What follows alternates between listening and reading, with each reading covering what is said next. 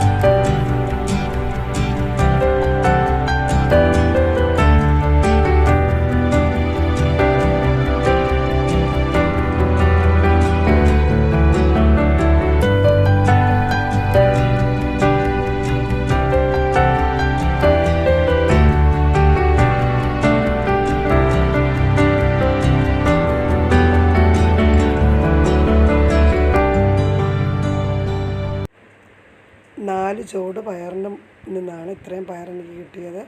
1/2 കിലോയോളം പയറുണ്ട്. എല്ലാവരും ഒരു വീട്ടിൽ ഒരു പയർ വിത്തെങ്കിലും നട്ട് വെക്കുക. ഈ വീഡിയോ ഇഷ്ടമായെങ്കിൽ ലൈക്ക് ചെയ്യുക, ഷെയർ ചെയ്യുക. Thank you.